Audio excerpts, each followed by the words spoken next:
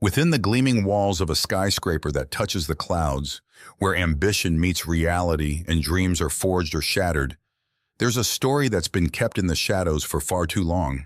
It's not just a story about office politics or career advancement. It's a tale of identity, power, and the lengths one will go to maintain control over a world that's slipping through their fingers. This is the story of a woman, strong, determined, and biracial, who has spent years proving herself in a world that wasn't built for her. She's done everything right, worked harder than anyone else, and yet, when it comes time to recognize her efforts, she finds herself overlooked, sidelined, and made to question her own worth. But this isn't just about her lack of promotion. It's about the reason why. In the eyes of the man who holds her future in his hands, she represents everything he's tried to keep out of his perfect, orderly world. Her skin, a unique blend of black and white, is a constant reminder of the change he fears, a change that threatens to upend the carefully maintained balance of power he relies on. To him, promoting her would be admitting that the world is moving on without him, that the old ways are dying and new ones are taking their place. But she's not just a pawn in his game, she's a force of nature, a symbol of the future he can't escape. And as the two of them clash, what starts as a simple office conflict becomes a battle for the soul of the company. It's a battle where the stakes are higher than anyone realizes, where every word, every action, is a step toward an inevitable confrontation. This is not just a story of a woman fighting for her place. It's a story of a world in transition, a world where the old ways are giving way to the new, where the shadows of prejudice are slowly being banished by the light of progress. And as we follow her journey, you'll see that this isn't just about one person's struggle. It's about a fight that echoes in every corner of our society. Come with me, because what you're about to witness is more than just a story. It's a revelation, a moment of truth that will challenge everything you thought you knew about power, privilege, and the fight for equality. And when the dust settles, you might just find that the world you knew is changing faster than you ever imagined. The room is dimly lit, not by accident, but by design. It creates an atmosphere of quiet power, an unspoken declaration of authority that the man behind the desk wears like a tailored suit. He is the CEO, a man who has climbed his way to the top, leaving a trail of those who underestimated his ruthlessness. To the world, he is a respected leader, the kind of man who commands boardrooms and inspires fear and admiration in equal measure. But beneath the polished exterior lies a mind warped by prejudice and an insatiable need for control. He has always seen women as tools, objects to be used for his pleasure and discarded when their usefulness expires. But there is a particular thrill he gets from black women. In his twisted psyche, they represent a challenge, a conquest that feeds into his grotesque sense of superiority. He despises their confidence, their resilience, their very existence in his world. Yet the thought of subjugating them, reducing them to nothing more than his playthings, brings a sickening satisfaction. For him, it's not just about the act, it's about power. Raw, unchecked power. The act of sleeping with these women is his way of degrading them, a perverse form of glorification that only he understands. He relishes in the duality of his actions, pretending to offer them a glimpse of his world, only to shatter their spirits when they resist. The more they fight, the more he enjoys crushing them, both physically and emotionally. There is no guilt, no remorse. To him, these women are beneath him, existing solely for his amusement. Their pain, their humiliation, these are the things that fuel his ego, reaffirming his belief in his own supremacy. It is this mindset that drives his decisions, both in the boardroom and in the bedroom. As he sips his drink, his thoughts drift to one particular woman, her, the biracial employee who has worked under him for years, a woman of remarkable skill and intelligence who has repeatedly proven herself in every task thrown her way. Yet she remains in her position, never advancing, never being given the opportunities she deserves. The reason is simple in his mind.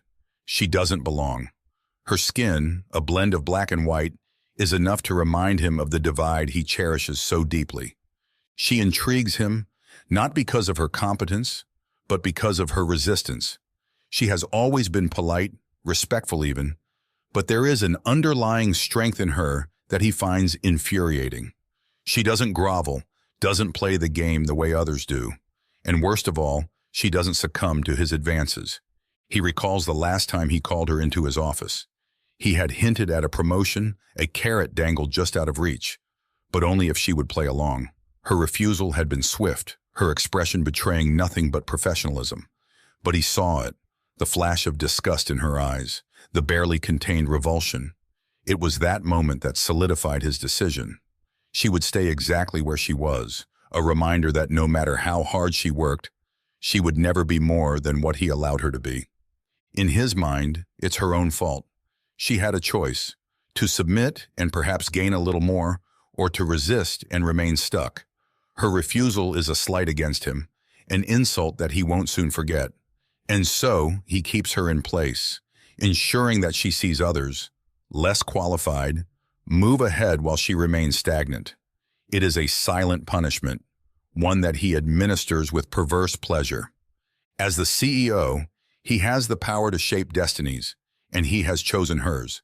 She is nothing more than another notch in his belt, another woman who dared to stand against him and lost. But what he doesn't realize is that every decision he makes, every act of cruelty is slowly unraveling the facade he has so carefully constructed. As the CEO leans back in his chair, the leather creaking under his weight, he contemplates his next move. The anticipation curls in his chest like a coiled serpent, tightening with every thought of her. He knows she'll be in her office now, diligently working as always, unaware of the summons that will soon come. He presses a button on the intercom, his voice smooth and controlled. "Send her in." The seconds tick by, each one a deliberate reminder of his control over her time, her actions, her very presence in this building. She arrives at the door shortly after, her knock firm but restrained, a testament to the professionalism she clings to like a lifeline in these moments. "Come in," he calls, his voice a blend of authority and thinly veiled amusement. She steps inside, her posture straight, her eyes meeting his with a calmness that belies the tension simmering beneath the surface. There is a grace to her movements, a quiet dignity that only heightens his perverse pleasure. Her skin, a rich amalgamation of her mixed heritage, gleams under the soft office lighting, an unwelcome reminder of the divide he despises so much. "Take a seat," he offers, gesturing to the chair opposite his desk. She hesitates, just for a fraction of a second, before complying. It's a small victory in his eyes, a crack in the facade of her composure that he relishes. "Thank you," she replies, her voice measured and calm, revealing nothing of the unease she must feel. He doesn't respond immediately, letting the silence stretch out, thickening the air between them. It's a tactic he's perfected over the years, a way to assert dominance, to remind her who holds the power in this room. Finally he speaks, his tone deceptively gentle. "You've been here a long time," he begins, his eyes narrowing slightly as he watches her reaction. "You've done well, very well in fact." She inclines her head slightly, acknowledging the praise without falling into the trap of flattery. "I've always done my best to meet the company's expectations. And yet," he continues, leaning forward just enough to invade her space, "you're still in the same position you were 5 years ago. I can't help but wonder why that is." The question hangs in the air, loaded with insinuation. It's a cruel jest, one she understands all too well. He knows exactly why she hasn't been promoted, just as she does. But this is his game, his twisted way of making her confront the reality of her situation. She meets his gaze, unflinching. "I believe I've proven my capability and commitment to this company. If there's something more I need to do, I'm open to feedback." Her response is precise, measured, devoid of any hint of the bitterness she feels. It's a masterstroke of professionalism, one that would have impressed any other executive. But to him, it's just another challenge, another opportunity to push her until she breaks. He smiles, but there's no warmth in it. "Feedback? Yes, of course." He pauses, his eyes drifting over her, as if considering something profound. "But sometimes it's not just about what you do, it's about what you're willing to do." The insinuation is clear. the air between them crackling with unspoken tension. It's a line he's towed before, a boundary she's refused to cross. But he's nothing if not persistent. She doesn't flinch, doesn't give him the satisfaction of a reaction. "I'm willing to do whatever it takes to further the company's goals," she replies evenly. His smile widens, turning almost predatory. "I'm glad to hear that." He rises from his chair, moving around the desk to stand beside her. The space between them shrinks, and she can feel the heat of his presence, the weight of his gaze on her skin. "You know," he murmurs, his voice lowering to a conspiratorial whisper, "there are certain things that can't be achieved through hard work alone." The words are a knife in the gut, twisting with every breath. She's heard them before, in different variations, from different men, but none have held the power this one does. He's not just any man, he's the CEO, the one who controls her fate in this company. She remains still, her back straight, refusing to be intimidated. "I believe that hard work should be the only requirement for advancement," she says quietly, but with an edge that betrays her resolve. He chuckles, a dark sound that echoes in the silence of the room. "You're a stubborn one, aren't you? I like that, but stubbornness can only get you so far." He leans in closer, his hand resting on the back of her chair, trapping her in place. The scent of his cologne, strong, overpowering, invades her senses, making her stomach turn. "You're a smart woman," he continues, his voice a low purr. "You know how the world works. There's no need to make this harder than it needs to be." There it is, the ultimatum she's been expecting, the thinly veiled demand wrapped in a veneer of benevolence.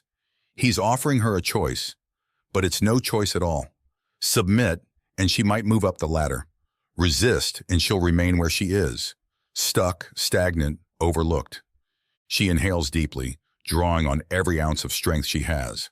"With all due respect," she says, her voice steady, "I believe my work speaks for itself. If that's not enough, then perhaps I'm in the wrong company." His eyes narrow, and for a moment she wonders if she's gone too far. But then he smiles again, a slow, calculated smile that sends a shiver down her spine. "Perhaps you are," he says softly, almost too softly. "But remember, the door doesn't swing both ways. If you leave, you won't be coming back." The threat is clear, and she knows he means it. But she's come too far, worked too hard, to let him win now. She rises from her seat, matching his height as she looks him in the eye. "I'll keep that in mind," she says, her tone respectful but firm. For a long moment they stand there, locked in a silent battle of wills. Then, finally, he steps back, giving her space. "You may go," he says, his voice clipped, the friendly facade gone.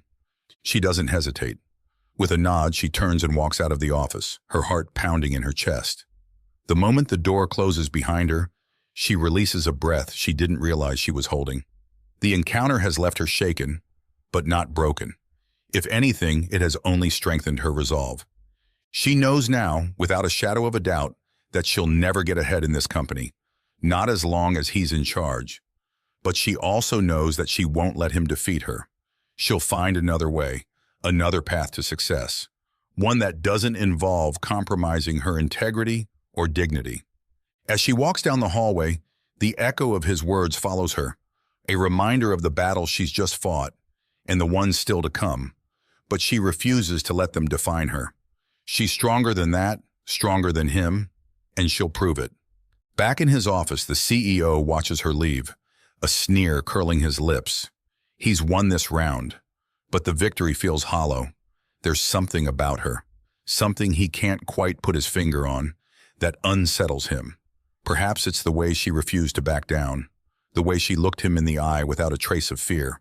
Or perhaps it's the realization that, despite all his power, he hasn't broken her.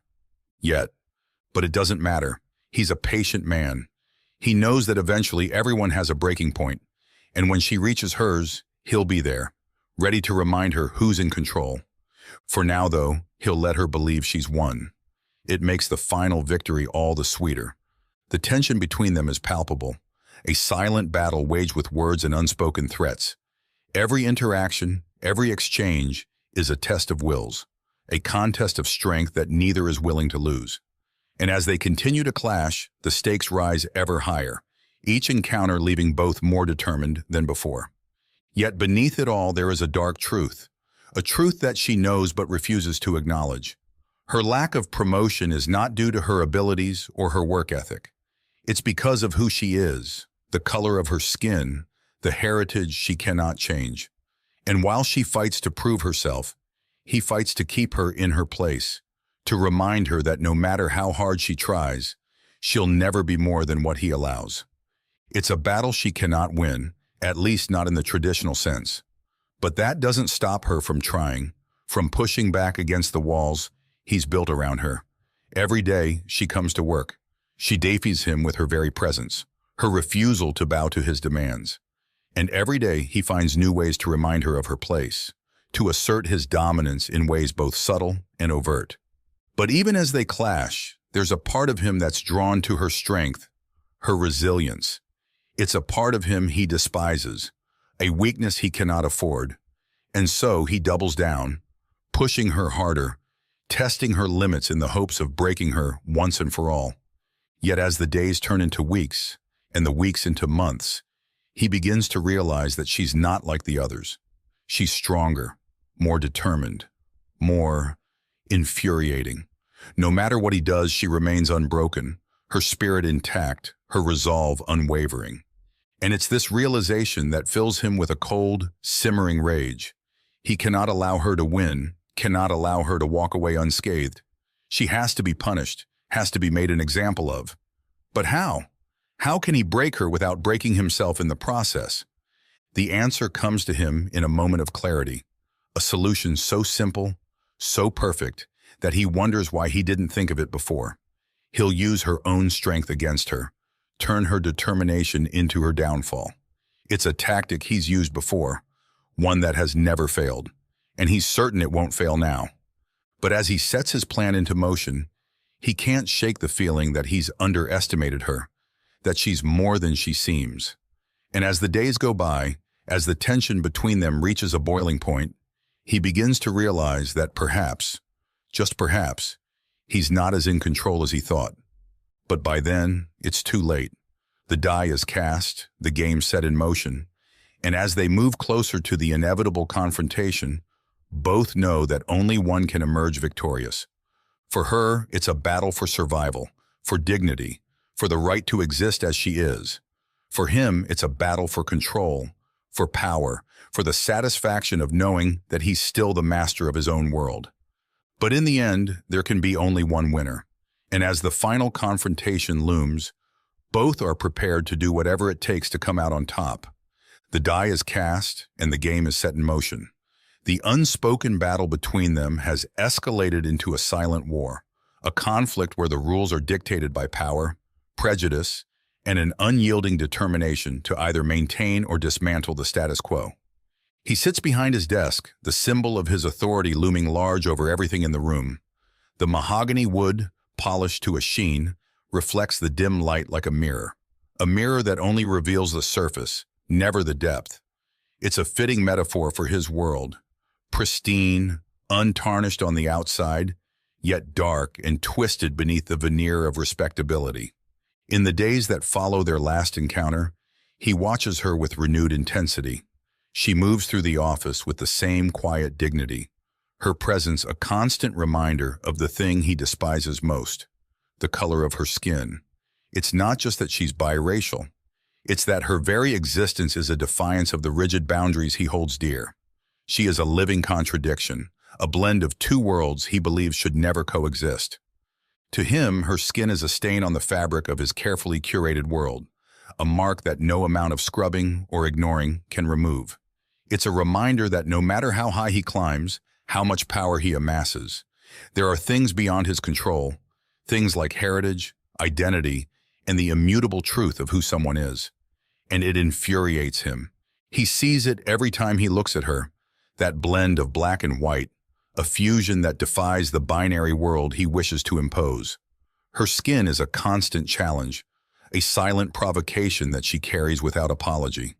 It's not just a color. It's a symbol of everything he fears, everything he cannot dominate. And so he lashes out in the only way he knows how, by exerting his power, his control, over every aspect of her professional life. She, on the other hand, navigates the office with a quiet strength, her every move a testament to her resilience. She knows what he's doing, knows that her lack of promotion has nothing to do with her performance and everything to do with the skin she was born with. But she refuses to let it break her. Each day she walks into the building is an act of defiance. Each task she completes a statement of her worth. There's a quote she often thinks of, an allusion to the great poet Langston Hughes. I too am America. It's a reminder that despite the obstacles, despite the prejudice, she belongs here just as much as anyone else. Her skin is not a curse, but a badge of honor, a testament to her heritage and her place in this world. It is the source of her strength, the root of her identity. But to him, it's a target. He begins to notice the small things, the way she carries herself, the way she interacts with her colleagues, the respect she commands without ever demanding it. It's not just her work that sets her apart. It's her presence, the quiet confidence that seems to seep from her very pores. And it drives him mad. She's like a statue carved from marble, smooth and unyielding, her features chiseled with a precision that speaks to the artistry of her ancestry. But in his eyes, that marble is flawed, tainted by the mix of colors that should never have come together. He sees her as an affront to the natural order, a disruption in the symmetry of his world. His mind, twisted by years of unchecked power and prejudice, begins to craft a new plan, one that will exploit the very thing that makes her unique. If her skin is a symbol, then he will turn it against her, use it to undermine everything she stands for. He will make it her weakness, her downfall. And so the campaign begins. Subtle at first, almost imperceptible to those not attuned to the nuances of office politics. He starts with the smallest of slights, the kind that could easily be brushed off as coincidences. A missed meeting invitation here, a delayed email there. But she knows better. She sees the pattern, recognizes the intent behind the actions. Each slight is a chisel, each omission a hammer, chipping away at the marble of her resolve. But instead of crumbling, she grows stronger. She adapts, adjusts, using her own intelligence and skill to navigate the traps he sets for her. It's a dance, a delicate ballet of power and resistance, where every step is a calculated move, every turn a response to his aggression. He watches her closely, waiting for the moment she'll falter, the moment she'll break. But it never comes. She continues to excel, continues to prove her worth despite the barriers he places in her path. It's as if her skin, the very thing he hates, is a shield, deflecting every blow he throws at her. This infuriates him further. He begins to escalate his tactics, moving from subtle undermining to outright sabotage. He assigns her impossible tasks, gives her deadlines no one could meet, all in an effort to push her to her breaking point. But she refuses to break. She takes each challenge in stride, her determination only growing stronger with each new obstacle.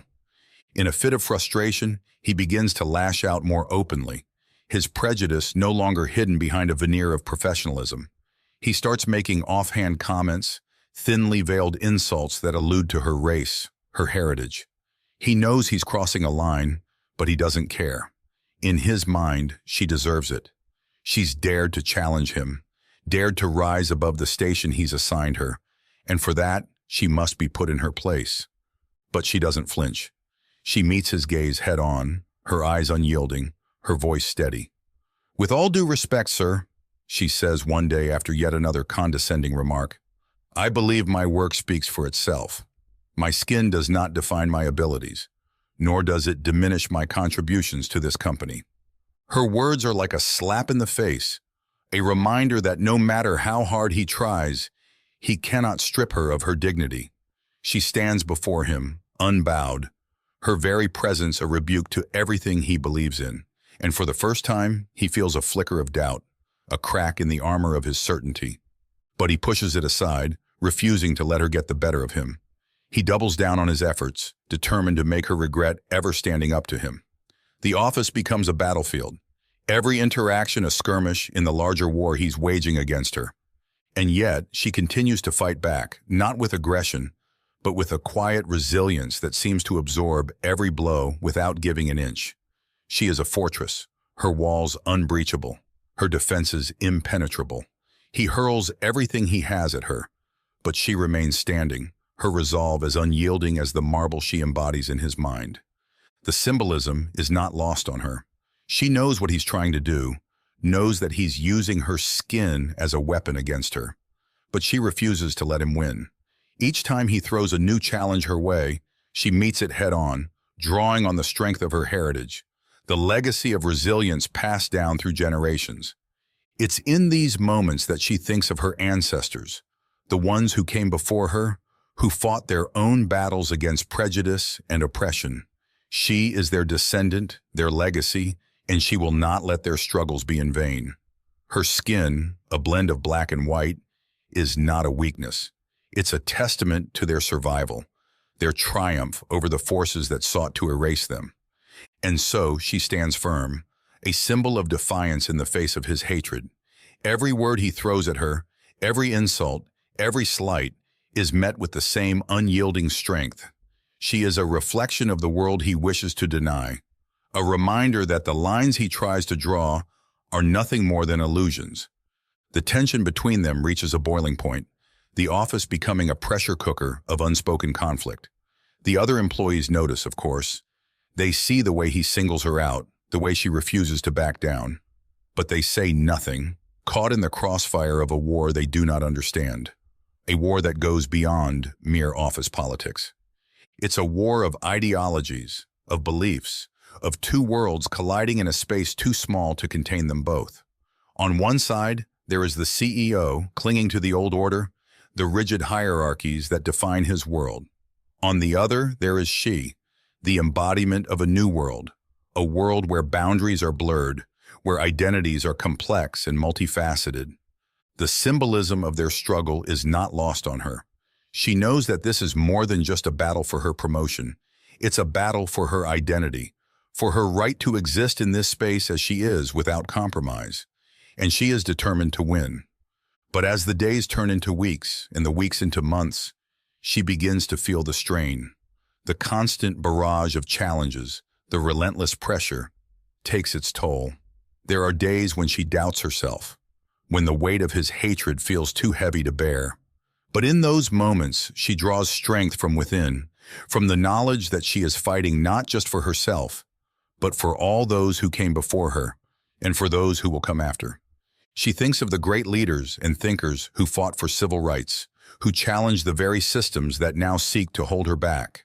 She thinks of the poet Maya Angelou, whose words echo in her mind. You may trod me in the very dirt, but still, like dust, I'll rise. And rise she does. Each day she comes to work with renewed determination, refusing to let him see her falter. She knows that every step she takes, every victory she wins, is a blow against the walls he's built around her. And slowly those walls begin to crack. It's in the small victories that she finds strength, the successful completion of an impossible project, the praise from a colleague, the quiet acknowledgement of her skills by those who see beyond the color of her skin. These moments are like rays of sunlight breaking through the clouds, reminders that even in the darkest of times, there is hope. The CEO sees these cracks too, and it terrifies him. He's losing control, losing the battle he thought he could win so easily. And in his desperation, he begins to make mistakes. His once subtle tactics become more overt, his prejudice more blatant. He starts to lose the support of those around him, his actions becoming too difficult to justify, even to himself. But still, he refuses to back down. He cannot allow her to win, cannot allow her to rise above the limitations he's imposed. It's not just about her anymore. It's about everything he stands for, everything he believes in. To let her win would be to admit that he was wrong, that the world he's fought so hard to maintain is crumbling beneath his feet. And so, the battle rages on, each day bringing them closer to the inevitable confrontation. She knows it's coming, the moment when everything will come to a head, when she'll have to face him once and for all. But she's ready. She's prepared herself for this fight, knowing that it's not just her career on the line, but her very identity. She thinks again of the greats, of those who fought before her, who stood in the face of hatred and refused to back down. She is their descendant, their legacy, and she will not let them down. The final confrontation comes on a day like any other, unremarkable in its beginnings, but monumental in its outcome. She's called into his office, the summons carrying a weight she can feel in her bones. This is it, the moment she's been preparing for, the moment when everything will be decided. She walks into the room with her head held high, her resolve unshaken. He's waiting for her, his expression a mask of cold detachment, but she can see the tension in his posture, the desperation in his eyes. He knows, as well as she does, that this is the endgame. The conversation starts off civil enough, a thin veneer of professionalism barely covering the hostility that simmers beneath the surface. He questions her work, her commitment, throwing out accusations that she deflects with ease. But then he shifts the focus, bringing the conversation back to where it started, to the color of her skin. "I've noticed," he says, his voice laced with condescension, "that you've been quite vocal about your heritage. You do realize, of course, that this is a professional environment. We don't need to bring personal issues into the workplace. It's a statement meant to undermine, to belittle." But she's ready for it. "With all due respect," she replies, her voice steady, "my heritage is not just a personal issue. It's a part of who I am, and it informs the way I navigate this world, including this workplace. If you see that as a problem, then perhaps it's not me who needs to reconsider their perspective." Her words hang in the air, a challenge that he cannot ignore. For a moment he falters, the mask slipping just enough to reveal the anger beneath. But he quickly regains his composure, leaning back in his chair as if to distance himself from the truth she's just spoken. "You've always been very opinionated," he says slowly, choosing his words carefully. "But in this company, we value results over rhetoric. Perhaps if you focused more on your work and less on these distractions, you'd find yourself in a better position." It's a final insult, a last-ditch effort to assert his authority. But she doesn't take the bait. Instead, she meets his gaze, her eyes unwavering. "My work speaks for itself," she says simply. "If that's not enough, then perhaps I'm in the wrong company." The words echo those she spoke to him months ago, but this time they carry a different weight. She's not just challenging him.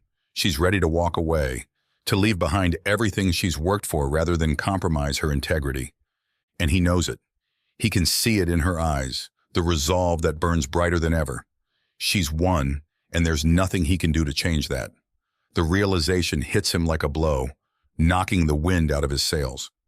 For a moment, he's speechless, unable to comprehend how he's lost control so completely. But she doesn't wait for him to recover. She stands, her decision made, and turns to leave. As she reaches the door, she pauses, glancing back at him one last time. "I hope," she says quietly, "that one day you'll see that the color of my skin is not a barrier, but a strength. And maybe then, you'll understand what it truly means to lead." With that, she walks out, the door closing behind her with a finality that signals the end of their war. For a long moment, he sits there, staring at the closed door, his mind reeling. The room feels emptier than before, as if her presence had filled a space he didn't even realize was there.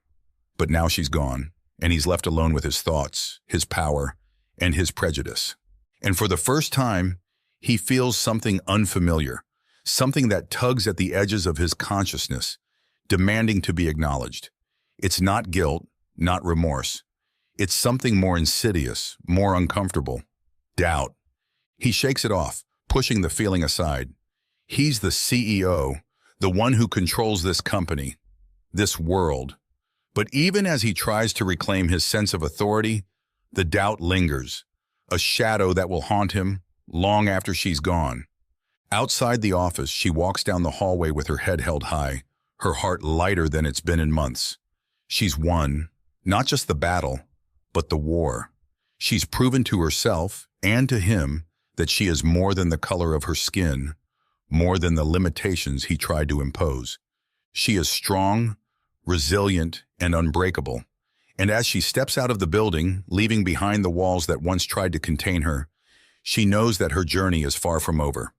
There will be more battles to fight, more wars to wage, but she's ready for them. If you've been moved by her story, if you've felt the tension, the struggles, and the ultimate satisfaction of seeing her rise above it all, then I invite you to stay with us. Stories like these are powerful because they reflect the realities so many of us face. The challenges of breaking through barriers, of standing tall in the face of prejudice, and of finding our place in a world that often seems determined to hold us back. But this is just one story among many, and there are countless more to be told. Stories of resilience, of triumph, of justice that we are passionate about sharing with you. By subscribing to our channel, you're not just staying up to date with our latest content. You're joining a community of individuals who believe in the power of storytelling to inspire, to challenge, and to create change. So if you haven't already, hit that subscribe button and ring the notification bell. This way you'll never miss an update, and you'll be the first to know when we bring you more stories that matter. We're just getting started, and there's so much more to explore together. Let's keep this journey going, because your story, our stories, are worth telling. Thank you for being part of this with us. We can't wait to see you continue. The door closed behind her with a sense of finality, a symbolic end to a chapter that had defined her life for far too long.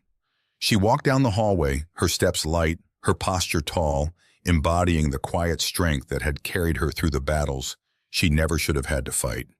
The walls of that office building, once a fortress of oppression, now felt distant, as though they were finally releasing their hold on her spirit. As she exited the building for the last time, the crisp air hit her face, invigorating her with the promise of something new, something better. She knew that her journey was far from over. She had faced the challenges in that space, not just for herself, but for every person who had ever been told they were not enough because of the color of their skin. And now she was ready to find a place where her talents and identity would be celebrated, not stifled. Her resolve hardened as she walked away from the company that had tried to limit her. She was done with being overlooked, done with fighting against a system that refused to see her worth. Now it was time to find a place where she could thrive, where she would be valued for her skills, her experience, and her heritage. Months passed as she transitioned into a new phase of her life. The interviews came and went, but she was careful now, careful not to settle for just any position, careful to find a company that aligned with her values. Her diligence paid off when she received an offer from a firm renowned for its commitment to diversity and inclusion. This was not just a token effort to meet quotas. It was a company where diversity was woven into the fabric of the workplace, where every voice was valued and every perspective mattered. Her first day at the new company felt like a breath of fresh air. From the moment she walked through the doors, she noticed the difference. The environment was welcoming, open, and filled with a vibrancy that she hadn't experienced in years. The diversity was visible not just in the faces around her, but in the ideas that flowed freely in meetings and discussions. It was a place where her mixed heritage was not an anomaly, but a valuable part of the tapestry that made the company what it was. She settled into her role quickly, her natural abilities shining through in a place where she was finally given the space to grow. Her work was appreciated, her opinions sought out, and her presence respected. She found herself surrounded by colleagues who were as passionate as she was, not just about their work, but about creating an inclusive environment where everyone could succeed. It didn't take long for her talents to be recognized. Within a few months, she was promoted to a leadership position, a role that allowed her to influence the very policies that had drawn her to the company in the first place. Her new role was challenging, but it was also fulfilling in a way she had never experienced before. Here, she was not just a leader. She was a mentor, a role model, someone who could make a tangible difference in the lives of others who had faced the same struggles she had. The work was demanding, but it was the kind of work she had always dreamed of. Work that mattered, that had a purpose beyond just the bottom line. She was part of a team that was driving change, not just within the company, but in the wider industry. They were setting standards, breaking barriers, and proving that diversity was not just a buzzword, but a key to innovation and success. And she thrived. For the first time in her career, she felt like she was exactly where she was meant to be. The more she gave, the more she was rewarded. Not just with promotions and accolades, but with the satisfaction of knowing that her work was making a difference. Her new company quickly became a leader in the industry, not just for its financial success, but for its commitment to creating a workplace where everyone could bring their whole selves to work. She was at the forefront of that change, using her experiences to guide her decisions, to create a culture that valued every individual for who they were. As she climbed the ranks, she never forgot where she came from. Her journey had been long and difficult, but it had shaped her into the leader she was now. She drew strength from her past, using it to fuel her drive to make the future better for those who would follow in her footsteps. Back at her old company, the CEO continued with his ways, untouched by the departure of the woman who had once challenged his authority. In his mind, he had won. She was gone, and the status quo had been preserved. He continued to run his company with the same iron grip, his prejudice as deeply entrenched as ever. To him, diversity was a threat, an intrusion into the carefully controlled environment he had cultivated over the years. He saw no need to change, no reason to question the beliefs that had guided him for so long. In his world, power was absolute, and he wielded it with the certainty of a man who had never been truly challenged. The departure of one employee, no matter how capable she was nothing more than a blip on his radar, a minor inconvenience that had been dealt with. He continued to surround himself with people who echoed his views, who reinforced his belief that the world was divided along lines that should never be crossed. His company remained profitable, but it was stagnant, caught in a time warp where innovation was stifled by the need to maintain control. The world outside his office was changing, but he refused to see it. Companies that embraced diversity were thriving, attracting the best talent and leading the way in an increasingly globalized market. But in his mind, these were anomalies, exceptions to the rule that had served him so well for so long. He watched as new companies emerged, led by a generation that valued inclusion, that saw strength in diversity. But instead of adapting, he dug in his heels, convinced that his way was the only way. And so his company continued to plod along, profitable but unremarkable, a relic of a bygone era. Meanwhile, she continued to rise. Her success became a beacon for others, a testament to what could be achieved when talent was recognized regardless of race or background. She became a sought-after speaker, sharing her story at conferences and events, inspiring others to follow in her footsteps. Her influence extended beyond her company. She was invited to join advisory boards, to consult with other organizations on how to create more inclusive workplaces. Her voice carried weight, her words were listened to, and her actions had a ripple effect that spread far beyond the walls of her office. In her new role, she found a sense of purpose that had eluded her for so long.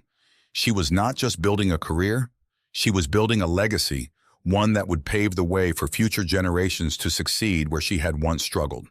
She was determined to ensure that the doors that had been closed to her would be opened wide for those who came after. And as her influence grew, so did the impact of her work. She was not just a leader, she was a trailblazer, a pioneer in a movement that was changing the face of corporate America. Her success was not just her own, it was a victory for everyone who had ever been told that they didn't belong, that they weren't enough. She looked back on her journey with a sense of pride, knowing that she had turned every obstacle into an opportunity, every challenge into a stepping stone. The battles she had fought had not been in vain. They had shaped her into the leader she was today, and they had laid the foundation for the victories yet to come. In the end, both she and her former CEO found themselves exactly where they belonged.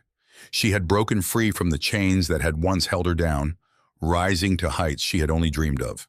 Her journey had been one of struggle, but also of triumph. A journey that had taken her to a place where she could be her true self, where she could succeed on her own terms. The CEO, meanwhile, remained trapped in his own prejudices, unable to see the world beyond his narrow view. His company continued to exist, profitable but unremarkable, a relic of a time that was slowly but surely fading away. He was a man who had chosen to stay in the past, even as the future marched on without him. Their stories were a study in contrasts, a tale of two paths, two outcomes, shaped by the choices they had made. She had chosen to rise above, to embrace her identity and use it as a source of strength. He had chosen to cling to the old ways, to see the world in black and white, and in doing so had consigned himself to irrelevance. Epilogue: The meeting of two worlds. The conference room was a fortress of glass and steel, suspended high above the bustling city. The world below moved with a sense of purpose, oblivious to the quiet tension brewing within the walls of the corporate giant's headquarters. The room, with its panoramic view of the skyline, was a testament to the power and influence that once seemed unshakable. Yet today, that power would be tested in ways it had never anticipated. She stood by the floor-to-ceiling windows, her eyes tracing the outlines of the city she had come to know so well. The light of the afternoon sun filtered through the glass, casting long shadows that stretched across the polished mahogany table. Those shadows seemed to echo the past, dark, elongated memories of a time when her presence in this building had been one of struggle and silent resistance. But now those shadows were just that, remnants of a past she had overcome. Her reflection in the glass was a juxtaposition of past and present, a woman who had once been overlooked, now standing tall in her success. She was no longer the employee waiting for acknowledgement. She was the leader, the decision-maker, here to finalize a contract that would significantly impact the company she had once served. The irony was not lost on her. The same company that had once tried to keep her down was now seeking her partnership, her approval. As she waited for the meeting to begin, she couldn't help but think of the journey that had brought her to this moment. It was as if the cityscape before her was an allegory for her life, a sprawling, complex network of roads, each one representing a choice, a challenge, a triumph. The skyscrapers that pierced the sky were the milestones she had achieved, rising above the adversity that had once seemed insurmountable. The door to the conference room opened with a soft click, breaking the silence. She turned to see the familiar figure of the CEO, her former CEO, enter the room. Time had etched new lines into his face, his once confident stride now tempered by the weight of years and the burden of unyielded prejudices. The room seemed to shrink around them, the air thick with the unspoken history that lay between them. He paused for a moment, his eyes meeting hers across the table. It was a moment of quiet recognition, a silent acknowledgement of the paths they had taken. For him, it was a moment of reckoning, of confronting the reality that the woman he had once tried to suppress was now standing on equal footing with him, perhaps even above him.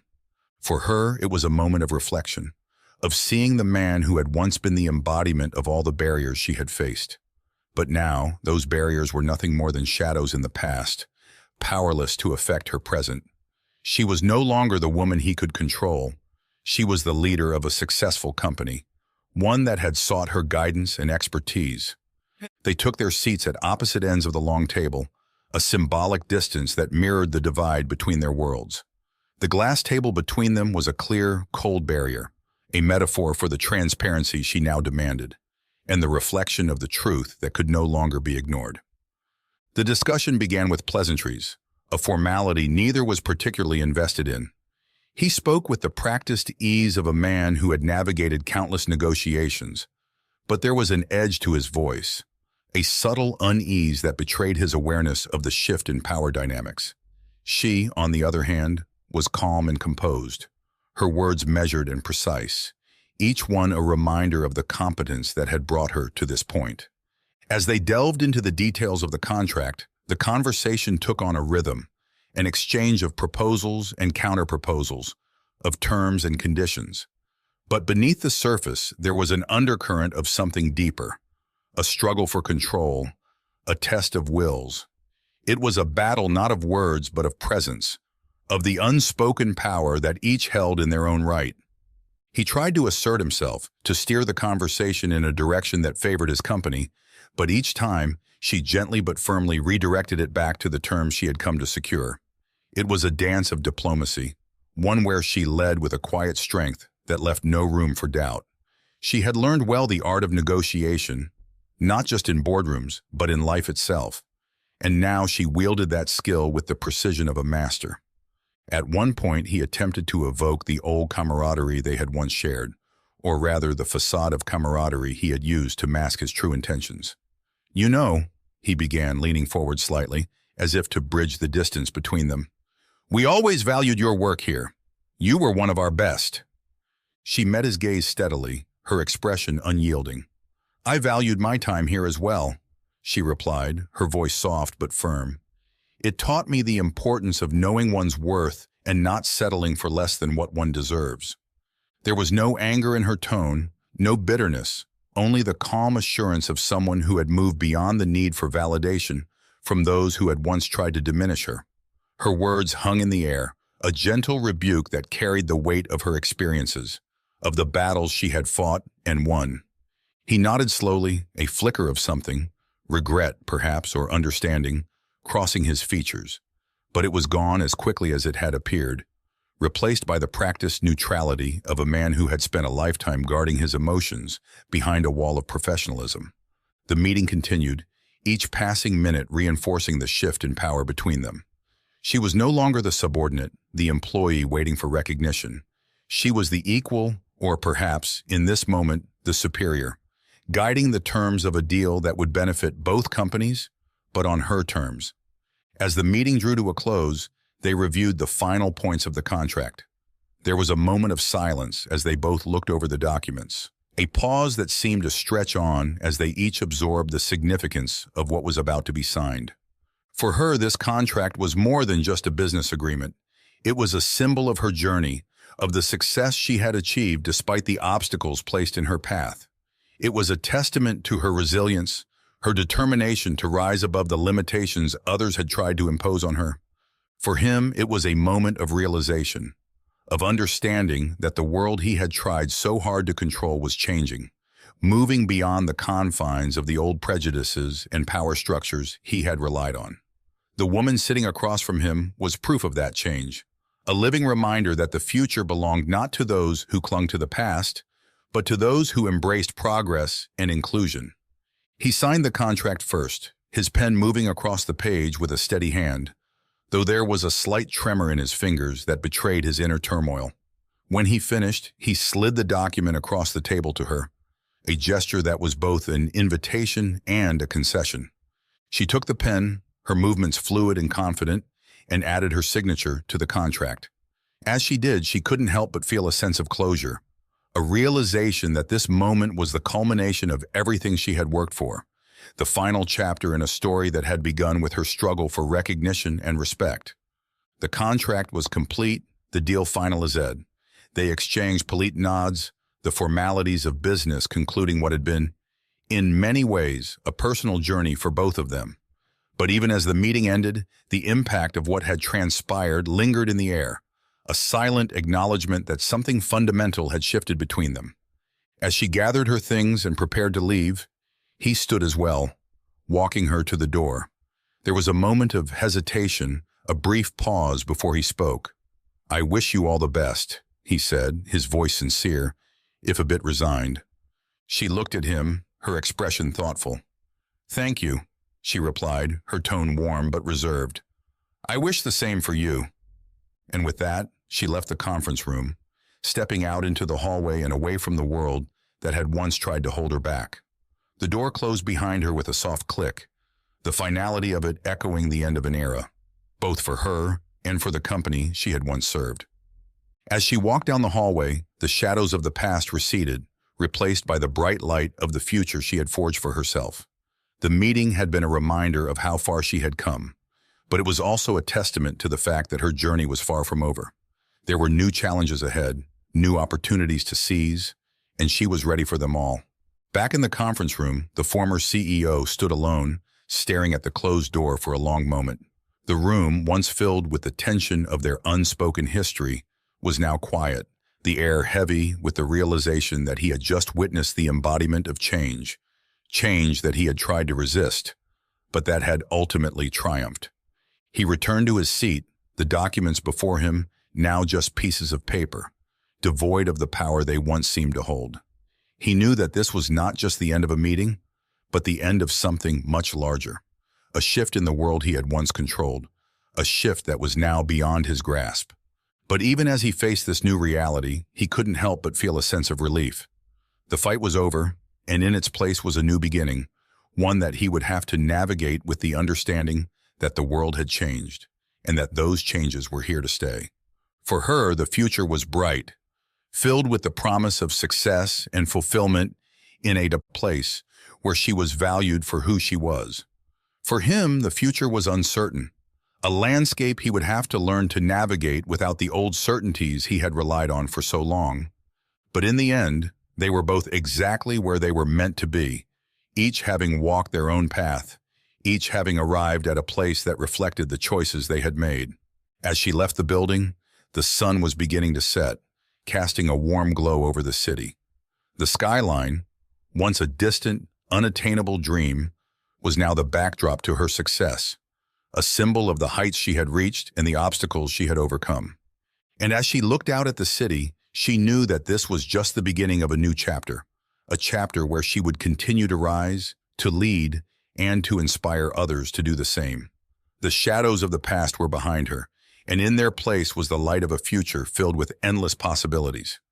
With a final glance back at the building that had once been her battleground, she turned and walked away, her steps confident, her path clear.